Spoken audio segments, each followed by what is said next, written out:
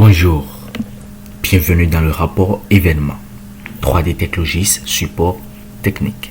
Le rapport événement, ça vous permettra de pouvoir générer le rapport de tous les véhicules qui ont eu à effectuer une action précise en fonction des kilométrages, des distances, des trajets, des vitesses et vous aurez plus de détails sur un trajet donné. Je vous donne un exemple. Si votre véhicule a eu à effectuer un trajet de Cotonou Parakou, pendant ce trajet, il a eu à effectuer plusieurs événements. Soit il passe à 50 à l'heure, ensuite à 3, à 2, à 0, et il s'est arrêté, il a mangé, etc., etc. Toute action effectuée par le véhicule. On n'a pas dit qu'on va voir quand il a mangé. On veut simplement la situation du mouvement, de son trajet. Voilà. Donc, il s'est arrêté, etc., etc. Tous les détails de son parcours pendant une journée. Vous pouvez voir même les détails complets. Alors, le rapport événement, comment ça se passe? Nous allons voir, nous allons dans notre navigateur par défaut, vous tapez votre adresse de plateforme tracking.securisat.com et ensuite vous accédez à votre panel de connexion Securisat. Vous tapez donc le nom d'utilisateur et le mot de passe. Login. N'oubliez toujours pas de cocher ces deux trucs si c'est pas coché.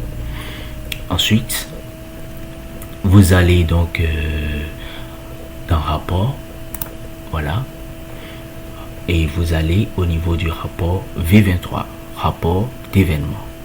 Alors, qu'est-ce que le rapport d'événement? Le rapport d'événement vous affiche la liste des alertes qui ont été générées en fonction des alertes définies dans la gestion alerte. Ce rapport donne une liste de tous les événements avec le type d'événement, le nom de l'alerte, l'adresse où il a eu lieu et le véhicule, la date, l'heure, le chauffeur, tous les détails. Mais ce qui est important ici, c'est de savoir que si éventuellement vous n'avez pas encore planifié des alertes en fonction de chaque véhicule, vous n'aurez pas des événements qui vont se générer. Mais par défaut, 3D Technologies Bénin vous crée toujours une alerte par défaut, soit l'alerte excès de vitesse ou alerte événement. Alors, nous allons dans rapport d'événement. Ensuite, vous avez déjà ça qui est déjà coché, voilà. Je suppose que votre véhicule, vous avez appris ou vous savez qu'il a eu à effectuer un essai de vitesse à une date précise. Vous voulez savoir qu'est-ce qui s'est passé exactement ce jour-là, les détails de son parcours. Nous allons choisir, par exemple, nous allons choisir tous les véhicules et nous définissons cette période du 1er juillet jusqu'au 11 août à maintenant. 7h06. Nous allons ensuite afficher. Et voilà. Très rapidement, en fonction de la condition et tout ça, voilà. Nous avons la AV et nous avons la BG. Il n'y a pas plus qu'une page. Il n'y a pas beaucoup de données. Ils n'ont pas eu à effectuer beaucoup de trajets. Mais par contre, lorsqu'on prend la nomade AV 8557 RP et que nous prenons la date du 6 juillet 2020, c'était un lundi, l'heure c'était à 19h23 48 secondes, à l'adresse il était sur la route de Djougou Balimboli PJ, ça veut dire qu'il est au Bénin, et si vous n'êtes pas sûr, vous avez la colonne PJ, la colonne pays qui est bien sûr le Bénin. Ensuite vous avez le nom, dépassement de vitesse autorisé. Ça, il s'agit du nom de l'alerte que nous avons planifié déjà au préalable. Nous avons ensuite l'événement, Moving Speed, déplacement, essai de vitesse. Voilà. Il a été jusqu'à combien? Il a été jusqu'à 111 km à l'heure. Ça veut dire que probablement pour ce véhicule, on a défini une alerte lorsqu'il va dépasser 100 km à l'heure. Ou soit 50 ou 20, c'est-à-dire moins de 100 km à l'heure. Ou moins de 50, c'est ce que je dis déjà, moins de 100 km à l'heure.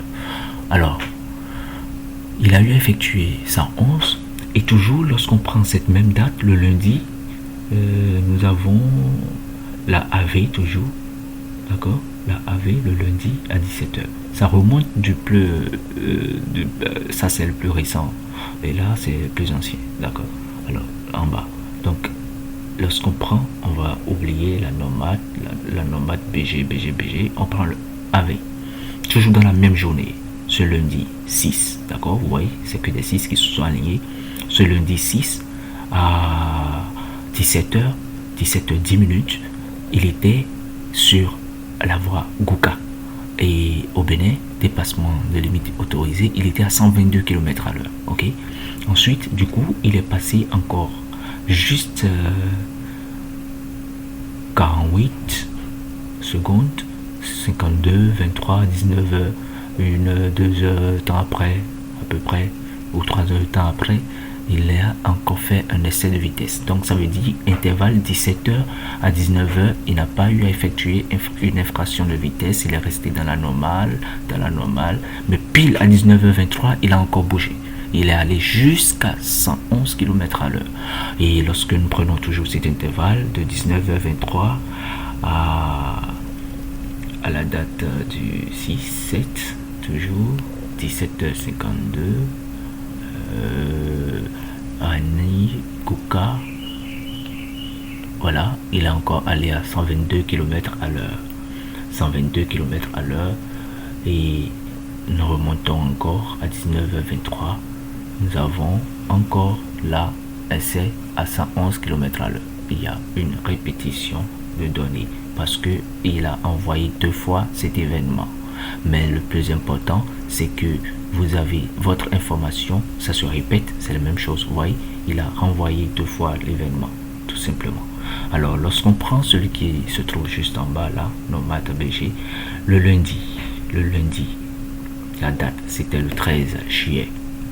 D'accord? Le 13 juillet, à 7h37, il était à 120 km à l'heure.